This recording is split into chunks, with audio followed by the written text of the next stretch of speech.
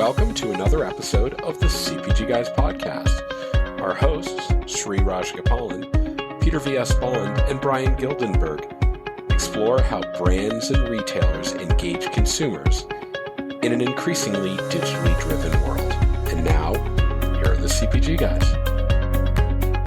Hello and welcome to the CPG Guys podcast, where we explore the omni-channel journey of brands and retailers. I'm your co-host, PVSB, and today I'm joined by my dear friend and the newest addition to the CPG Guys enterprise. He's the founder of Confluencer Commerce and, according to Rethink Retail, a top retail influencer of 2023. It's a very prestigious and elite group. Well, that's because you're part of it now. So that's why. I wasn't because you were part of it.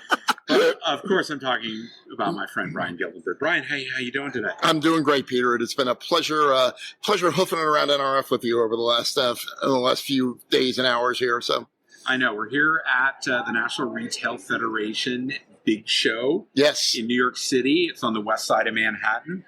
And it's right there in the logo behind us. And what a big show it is, right, Brian? It is a big show. Bigger than last year, because we went last year and pandemic scares. It was, I could hear the birds chirping. It was a mid-size show. Mid-size show. Right. It was a pick your own car size show, but this is a legitimately big. The floor is crowded. There's a lot going on here. A lot of buzz, and it's been great to be here.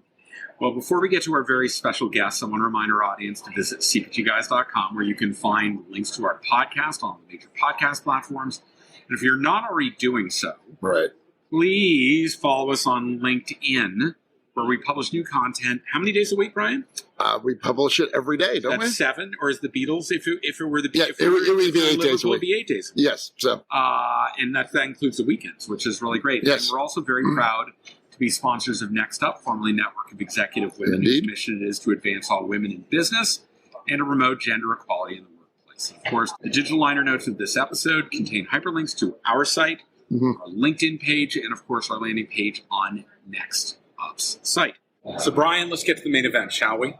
Okay. I think we both agree the hottest area of growth right now is retail media, be it on-site, off-site, or even in-store. Brands, both endemic, selling products through retail sites. We have to define with the CPG Guys. We try to bring people along, and non-endemic, right? Brands seeking to reach those retail audiences, though they may not sell through that platform. They're rapidly reallocating all of their marketing budget dollars to account for the phenomenal growth in retail media. I think that's pretty clear. The pandemic had a massive acceleration effect on the adoption of e-commerce in the grocery space, further fueling the rise of retail media. Here to talk with us about all the big news in retail media capabilities at their grocery retailer are 2 prior guests back for their second visits for the CPG Guys. Do we tell them that when they get the 5 visits, they get the They do. They get the jacket. They get the velvet smoking jacket. Tom Hanks comes. But not cumulative. Like, this is the 4th time the retail has appeared. Right. Because if it's the 5th time, I think we know who's going to get the jacket. That's true. I think we know who's going to get the jacket. Very rarely call rank, but this time right. Exactly. Like, I want the jacket. All right. With great power, Kristi, comes great responsibility. But now they have something to aspire to, right? So that's the good news. Please join Brian and me in welcoming back the podcast from Albertsons Media Collective, Kristi Argyilan, Senior Vice President, Head of Retail Media, and Evan Hovorka, Head of Products and Innovation. Kristi, Evan, how you doing? I'm doing well. Thanks for having us today. Yeah, thank you. Thanks for being partners from the beginning. Brian, did you know that, like me, Evan here, he's a Canadian expat? Oh, super. I know. We talked hockey after his first episode. I'm like, I see little original hockey logos in the light above your head. Which is amazing, because that probably from the 70s when it was like the original, beyond the original 6, but before the league really blew up. Yeah. So really it's good like the old attention to detail. I love that. So are you a poutine Canadian or a Tim Hortons Canadian? So, I grew up on the Tim Hortons. There we go. But I played hockey all through high school. Loved it. Yeah, love that Peter's got that connection. Yeah, Canadians, we're insidious. We're kind of like root beer. Before you know it, you love us, and then we're in. You can't get rid of us. Stay tuned for our follow-up podcast. Canadians are like root beer. Coming soon. but enough of our humor. Before we get to our questions, Kristi, why don't you remind us about what Albertsons Media Collective is and what your role in the organization is? Sure. So Albertsons Media Collective is a reasonably new offering in the marketplace. We opened for business on March 1st of 2022, which the beauty of March 1st is it's the beginning of our fiscal year. And prior to March, the retail media practice, also I guess more appropriately called shopper marketing, was outsourced, and it was called Albertsons Performance Media. So the collective is our in-housing of retail media and making a commitment to it as a strategic priority for the company. Let's see, what else? So you wanted to know my background? Yeah.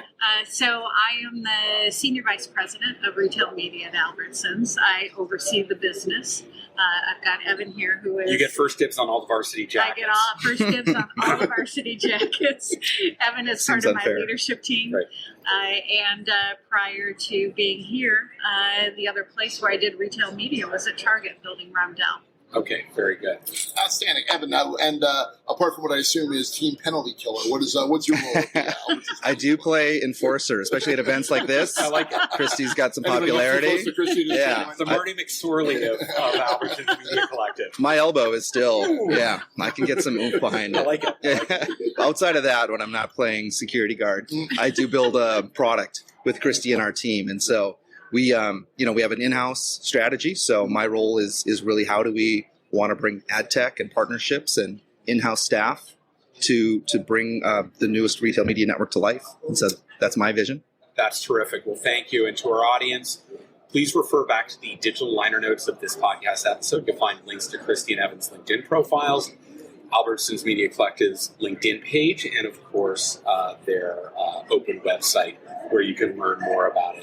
It explains how brands can engage with the millions of Albertsons shoppers that fuel Albertsons Media Collective. Yeah. So that's terrific. So why don't we get to the questions that we have? We're here, as I mentioned, at NRF 2023, so all sorts of things going on. But Kristi, let's look back at 2022. It was a pretty monumental year for retail media growth. I don't think anyone can argue that. From your perspective, how did Albertsons Media Collective offerings and approach drive brand investment and activation? And what resonated from your perspective with the offerings to the brand partners and agencies that you saw coming to you? Yeah, I think that probably first and foremost, what the brands were really excited about is that we were, prior to us being, they weren't really able to leverage the growth potential that you can see at a retailer when you actually participate in the retail media network. And so most of our key partners were recognizing that this was a growth lever that was underplayed, and that they really wanted to participate more actively in running programs through Albertsons retail media offering. So that was a key piece. Some of the other things, though, that we heard, because we were a late mover to the table, we were actually entering the marketplace looking for feedback, understanding what's been working with retail media and what hasn't. And we heard a couple of things that were really important to us. So they were missing merchant integration. Let's bring, so we are very purposeful with bringing our merchants to the table as much as we can. They were also feeling like a lot of retail media networks are feeling entitled. So, give us a certain percentage of sales versus earning it. So we're really mindful of earning the investment that they make with us versus, attaching a percent of sales to what they actually give back to us. And then the final thing, which will be an agenda item for us in 23, is standardization. Every one of us is different. We're all snowflakes. And as I heard one of Not to be confused with the company Snowflake, which is a data integration. Different Snowflake. There's an entire software code that you don't for thinking they're like trademark infringements. We are customers of theirs as well. Excellent company. They can own Snowflake. Okay. But so what's happening is that we had one key partner say to us, we can't hire enough people to manage all the differences in each of you. So our complexity is becoming a problem for a lot of our key partners. So what are we going to do about that? Okay. Yeah, and we'll come back to that later. But I guess that's the don'ts list. Evan, from your point of view, as you were building the product out, were there things that you saw people doing in the marketplace that inspired you positively? Things that you thought that were really interesting that you either felt like you really needed to replicate or wanted to build on? Yeah. We've been in this game for a while at a previous retailer. And so I've been around the CPG's requests for access to data, access to audience, really just give us more control and more autonomy. And so that learnings really carried over into our product vision, and it shows up in the things we bring to market. And there's subtle differences between some of our products and then drastic differences in some of our products. The Trade Desk one I talked about last time I was here, we want to bring our assets in a safe, responsible way to the places where the CPGs are already playing. So if they've got a deep, long-running relationship with an agency, like an OMG, and they're going gangbusters on CTV, why don't we just show up and help, right? We can be in service of that relationship. That's not all we'll do, but we can give them that while we build out something different and that drives together. Faster adoption, right? It's faster adoption, and we don't have to build out as deep of a CTV team in that case. We can just go to the places where it's happening. So we see that as frictionless product in action, and it also demonstrates to the CPGs that we have been listening, and here's how we're responding. So it gets really well received. The key to that, too, and one of our secret weapons is that we're super fast. Yeah. We have a really strong engineering capability in our company. We can turn things around. In fact, I joke I have to be careful what I ask for, because I'll get it and I'll have it in 3 weeks, and I'll be like, I thought that was going to take a year. So it's... I was just kidding. So the fact that we can move that quickly is a real advantage, too. And I think it surprises some of our CPGs and our partners. Actually, other media partners come to us because they know that we can turn things really fast. Yeah. I would just throw one more thing on top of that. It's really the empathy and compassion that I think Kristi brings to the leadership side of it, but that shows up in the meetings with partners. So I think there's the fiscal value in working with a retail media network, and that's fine, and that'll drive some relationships. But we bring the icing to that cake, which is we're fun to work with. We want to partner. We want to be respectful and responsible and show up in the places where we're going to shine bright. And then we'll take a back seat in the places where a Pinterest might shine bright or an agency. And that lets them bring their value when we take that whole package to a CPG. And it's hard to do that if you come into the room with a sense of entitlement.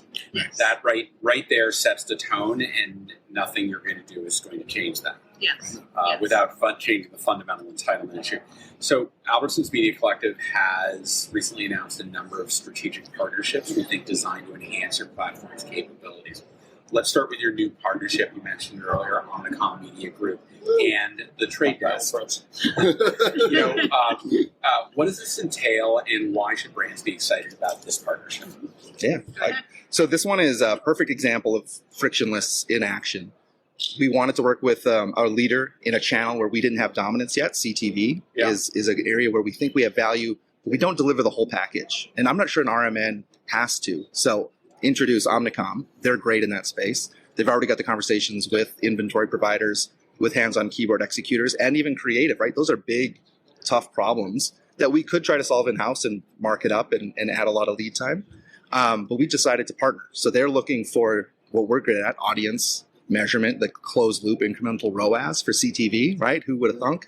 And we can deliver that to the CPG faster by letting them show up with the things they're great at. We show up with the things we're great at, package it up.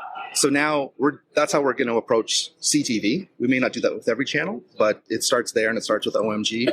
And it's been a fun, fast-moving relationship. We'll get to see that live and in action this year. And I think CPGs benefit from it. For the first time, they'll see SKU-level incremental ROAS on their CTV investment. And if you look at CTV growth versus retail media growth, we're the two fastest growing media channels out there. Yeah. And the fundamental struggle for CTV has been measurement. Yes. And so we're in all of these conversations, and we're like, well, we can solve that for you. Yeah. So this is a real lean into a problem for a really important channel. I have to imagine that for you as a grocery retailer, and the frequency of purchases and the volume of purchases gives you that very rich purchase behavior data to actually measure. Like, it's really hard to do that against a home improvement DIY retailer or exactly, or someone that sells RVs, right? They buy once and they don't come back for 5 years. That's that one data point is not a trend. Yeah. So the fact that you have very frequent purchases. Your most loyal shoppers are in there 3 times a week. They're spending more than $1,000 a month. I mean, it's just some big dollars. That means you've got really great measurement tools. Well, yeah, and the woo. I was at Omnicom before I joined these guys. So and I know so much of the work around trying to improve the media experience in CTV isn't just about measurement of purchase, but it's even just about basic things like deduplicating reach and frequency and all the other pieces in there. So being able to bring that whole model elevate that model, it's a really interesting way to think about retail media, which is not just as a place to sell more groceries, but it's a place to improve the overall media ecosystem. You guys touched on 2 interesting things. CPG feedback for us on CTV. True. We've been talking for 20 minutes. We had 2 interesting things. It might be a record for us. Took till episode 4 to get there. We're done for January. I can go home. It's great. Sorry, we interrupted you. Good interruption. Feedback has been frequent on the price of CTV, so introduce a traditional retail media market markup. It's going to be challenging for a soft drink provider to really play in that space with us. Okay, well, let's honor that feedback. Let's still be successful in CTV with them, but go to the places that have that scale and that rate card that works for their model, and we'll just help them cherry pick inventory. We'll help them measure the stuff they do buy, and maybe that evolves into something bigger and deeper down the road. So we get to learn without having to do the whole thing. But the other thing you hit on, the frequency of that, as we'll be talking clean room, I'm sure, with you, episode 5, episode 7, 9, wherever that takes us. Clean room. Do we have to order the jackets? Do you think you might get one of yours? Yeah, you think Claire isn't going to be standing in line? She'll be so jealous. If you don't have clean rooms 5 times, you get a room. The hype cycle on clean room is almost burnt out, but there is true value in pieces of it, and it is around data sets that have high refresh rates. All right. Yeah. So not only is it that 3 times a week, the penetration of our loyalty program is so strong at Albertsons, and it's the same loyalty program that sits across all of our 14 banners. Right. And so it's almost a 90% identification of in-store transactions. And everything we talk about, we don't necessarily call it out specifically. Our measurement starts with stores, right? It's a seamless connection between digital and store because of that high frequency and high penetration of identity. And that then powers everything, because not only did you see them a lot in the history of that relationship, so you know their brand loyalty, price affinities, you're going to see them a whole bunch more in the future. Okay. So that predictability then can pay off because you're going to see and record and measure so frequently and so fast. So that's one of the things, positive feedback for us is the speed of our measurement. We see that trip happen very quickly and at volumes that get us to stat sig much faster. And you know what? There are very few retail media networks that actually have that frequency of refresh of the data. Yeah. And I think that's a real important thing for the industry to pay attention to, because there's some rapid growth happening in a couple of key areas, but the database that it's built off of is just not as frequency robust. of shopping doesn't matter if the data gets updated quarterly. It doesn't matter how many times you shop. Right? Exactly. Yeah, that gets lost a little bit. Or it's only a couple of purchase purchase Arrested. moments. Yeah. What's the word I'm looking for? It's not all of them. Yes, right. Cherry pick. Awesome. Yeah. So a couple of other partnerships that you guys have forged. Love to hear a little bit more about. One's with LiveRamp on the whole, to round out the clean room, the clean room excitement, but the other one is with Pinterest. And I don't know which one you want to start with, but the Pinterest one's fascinating. It's because Pinterest has always seemed to be a wonderful media asset that desperately needed a conversion moment to really bring it to life. And the LiveRamp thing would be cool as well. So I don't know which or both. What would you like to take? You go ahead. Okay. A lot of pressure on. Well, we can answer both in this one. So LiveRamp is a key partner in the Pinterest partnership. And that's why we move so quickly, right? So Pinterest reached out to us, again, hitting on that empathy and compassion side. We're not their biggest investor yet as far as RMNs go, but we are a very fast-moving, empathetic partner. So we got chosen to be their alpha for the first clean room closed loop measurement product. And that is just the tip of the iceberg, right? You can imagine that turns into audience and optimization and other fun things. But right now we're committed to doing measurement. It's sitting in a LiveRamp clean room, so safe haven is the way to protect. And it's exactly what you mentioned. We want to extend our measurement into things that aren't owned by Albertsons, social platforms. And Pinterest has been by far the most progressive in sharing their insights in a safe way. So we started with them, they started with us. And I think that's just the beginning of that piece. Beyond that, LiveRamp's been a platform for audience for a long time. They'll be a partner with us on Clean Room as well. I'll remind our audience that we are speaking today with Kristi Argyilan and Evan Hovorka from Albertsons Media Collective. All right,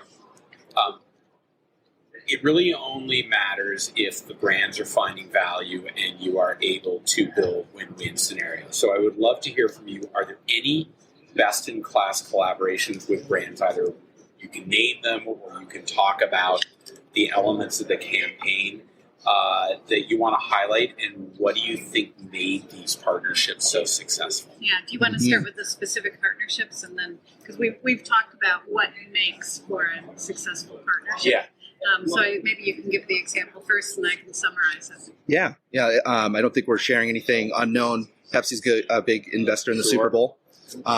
We've been lucky enough to secure some investment on a Super Bowl specific strategy. Great. So we want to show up in ways that are moving beyond traditional retail media. Bazaar Voice has been a leader in that space with user feedback, customer reviews. And so we're looking to take Pepsi's Super Bowl investment beyond just display and search and into something more meaningful with customer feedback. So those two companies, Pepsi's been progressive for many, many years. Of course, they're leaning into retail in ways that are industry leading. So very thankful for their partnership. And the Bazaar Voice has been a partner of Albertsons for a long time, but we're just starting to see the big ideas pop for retail media. We met with them earlier today, and we're just going to see how we can accelerate beyond even their basic products into something that's co-imagined for retail media. And so what we're finding, what is important for a good collaboration is that you've got to have that kind of transparency where things can go wrong and things can break. We're good at those things going wrong. Yes. We've got that down. Talk to us. We are your strategic partners. And that there's recognition that there is something, we work on things that are important foundationally. Yeah. And then we really lean in with an innovation agenda. And we always bring partners to the table and collectively figure out what does each partner need to get out of that relationship in order for it to be a win for everybody. And so I think we do a really good job of balancing that, and we choose partners who really want to lean in that way. No one's trying to win against the others in the partner ecosystem. And so there are more interesting risks that people will take with us because it's a safer environment to try to do those things. Yeah. Interesting. I'll throw one other name out there that stands out. The new Mars agency has been exceptionally receptive and progressive with ideas that go well beyond media activation. They are deep into the weeds of what makes retail work. Shout out to our friend Ethan Goodman. Ethan's been on the calls. Those guys, they've got something special. Yeah. Excellent. Good to know. Shifting gears a little bit, how are you guys thinking about social commerce as a platform extension, and what are some of the things you're trying to do to bring that to life? Yeah, the commerce media in particular is just really complicated because there's so much friction in it. Right. And so we think there's a ton of potential in it, but we also recognize it's just at the very beginning stages of it. But think about how easy the application is for food. Yeah. So recipe, branded items loaded right into a shopping cart. The key is which shopping cart, and how do I get that shopping cart, connected to my actual shopping cart, and actually can execute that way. So some social commerce is brilliant for an impulse purchase. I can't tell you how many pairs of shoes I've bought that way. Oh my God! Right, but it's just a pair of shoes. And for those of you listening on audio, you missed Kristi's brilliant representation of pushing a shopping cart, which would qualify her for college mom. So,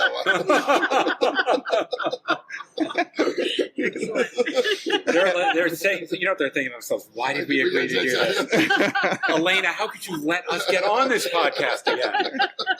Shout out to Elena from Corporate Comms. We love her. Fool you once, shame on us. So Kristi, you were just on stage here at NRF where we're recording this, explaining how the physical store will be a significant growth driver in retail media in the next phase. Would you please highlight your thoughts on this topic? Because I think for our perspective, that's one of the real powerhouses that a company like Albertsons brings to the equation. You have so many physical stores. That's where most transactions are occurring. How do you see that coming together, and how do you have that late mover advantage that you talk about with respect to in-store retail media? Yeah, it's we have a lot of it's working to our advantage because a lot of our stores are going through remodels too. And again, we have this wonderful engineering team who's always thinking about how do we continue to refine the customer experience when they're coming into our stores, going onto our site, using our app. Where it gets tricky for us is to really think about who needs to be the hero in this customer experience. And it needs to be the food. It needs to be our store team members. It needs to be about the role that we play in the community. And if you walk around the floor here even, you see all kinds of cool stuff, including all this really neat, rich digital imagery Shelf strips. that's moving, the shelf strips, and all of those things are really fascinating. But the question is, should they be part of the experience, or if they are, where? As retail media people, we could slap stuff all over the store, and it would be worse than walking through Times Square at night.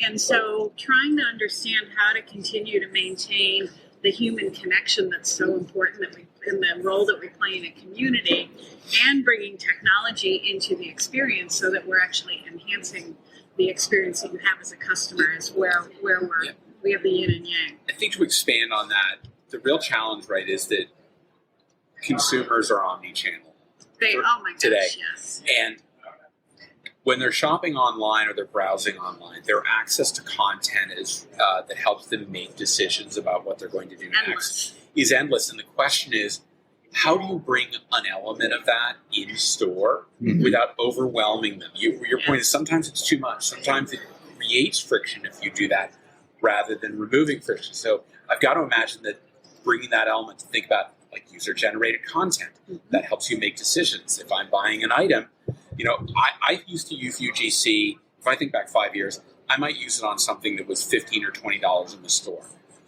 It's ubiquitous now. So my expectation is I look at it for a $4 purchase because I want to know what are people thinking about. I've got to imagine that as you think about how you bring that content into the physical store where 80-90% of the sales are at, that's got to be a big part of what you're trying to plan for in the future. Very much so. And where should it be? Should it be on the shelf? Should it be a big screen, or should it be on your phone? Yeah. And, You said something on stage that was fascinating on that front, because you were talking about what's more important to us isn't how cool something is, but how invisible it is. Yes. I've never heard invisibility as a success criteria for a retail media thing, but it's a great concept. Yeah. So how do we make this as seamless as possible? So, and I think there's a lot of confusion right now in the world as people try to reapply the lessons of retail media from Amazon. It's just an ecosystem that grew up with media as part of the shopping experience. And now they're trying to drop it onto something that people have been doing for 1,000 years. And try, well, we can do this. It's like, well, you could, but that's not it's not how the person actually does this. Yeah. The other thing that you're bringing up, too, is that this whole idea, sometimes will be in internal conversations, and it'll be the digital shopper versus the store shopper. And I'm like, today I'm not labeling myself as today I'm a digital shopper and tomorrow I'm a physical store shopper. It's like it's so blended, and I think the retailers especially need to not have any kind of differentiation. The way I describe that is I was working with, at the time, this is taking me way back. This is the mid-'90s when the Safeway division had SCOM, the Safeway Category Optimization Program. I was in the very first wave of it in 1995. And I got pulled in when I was at Hart's Pet Care.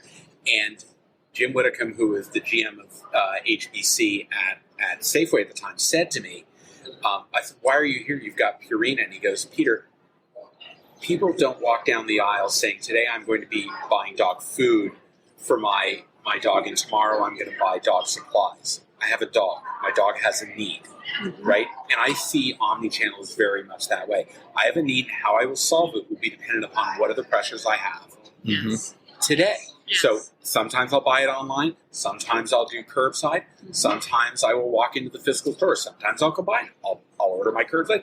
I'll go into the physical store and I'll top the order. And we just have to understand we are hybrid shoppers. And some days I need to just get in and out. And some days I want to browse. Right, I know, exactly.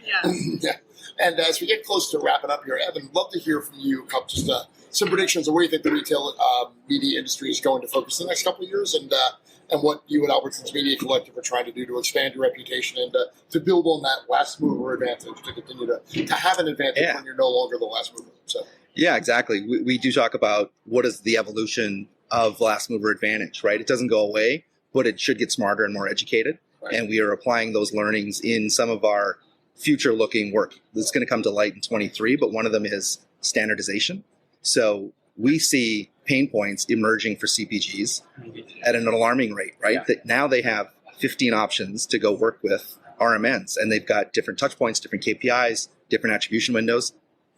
And there's no reason for it, right? There are unique assets behind every retail media network, and those should be treated like snowflakes. They're special.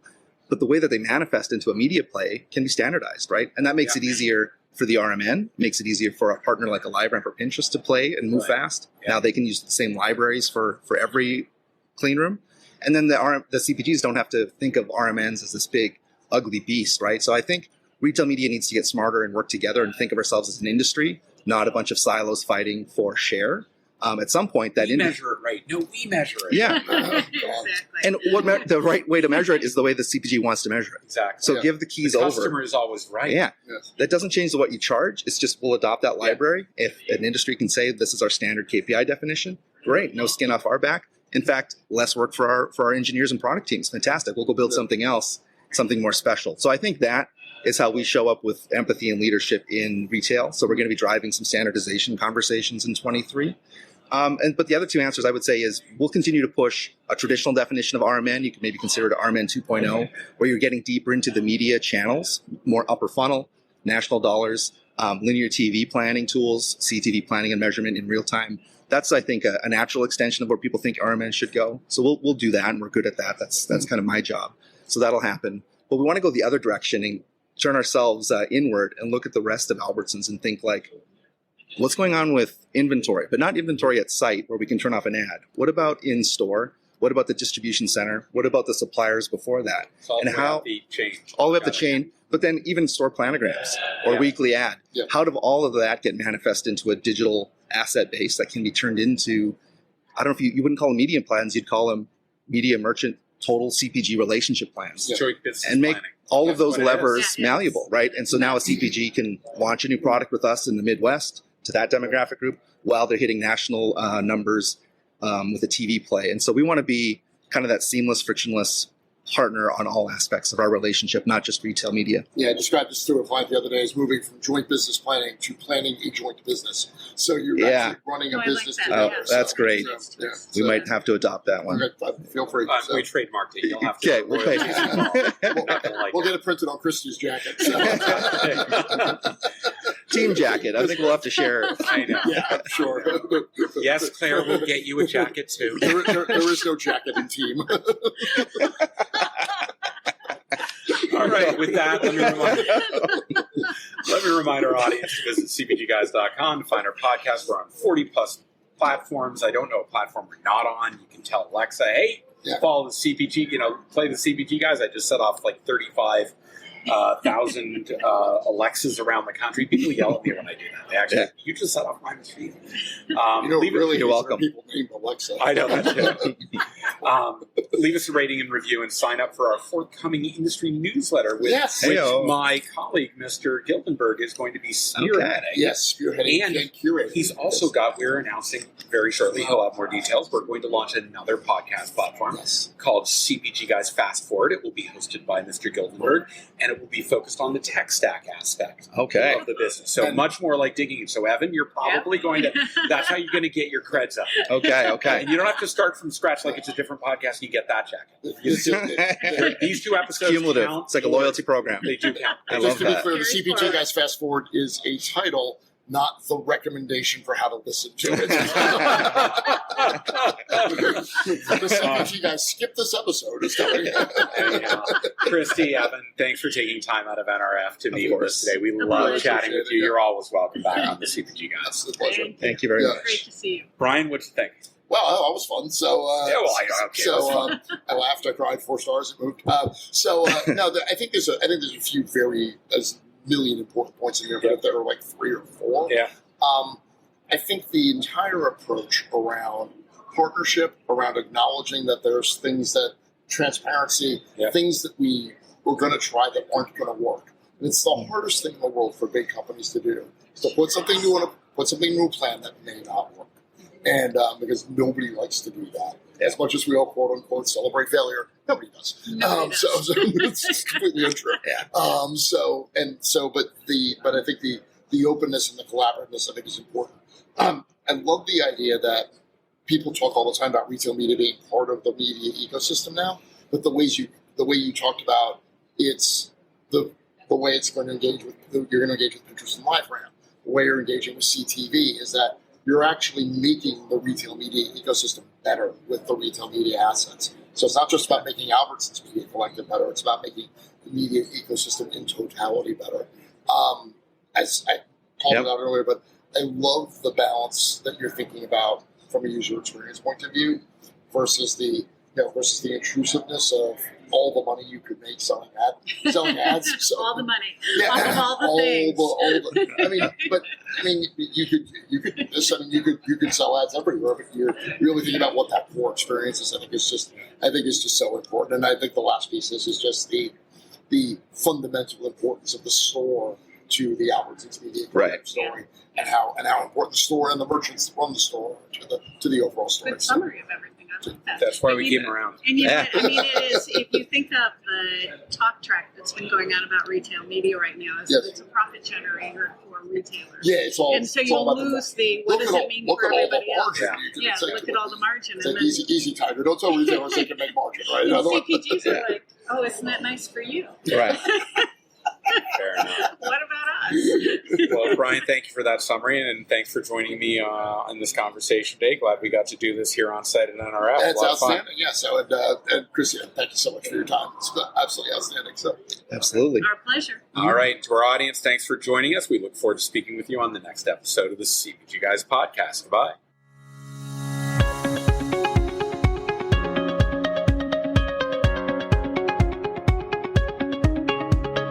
The content in this podcast episode is provided for general informational purposes only. By listening to our episode, you understand that no information contained in this episode should be construed as advice from CPG Guys LLC or the individual author, hosts, or guests, nor is it intended to be a substitute for research on any subject matter. Reference to any specific product or entity does not constitute an endorsement or recommendation by CPG Guys LLC.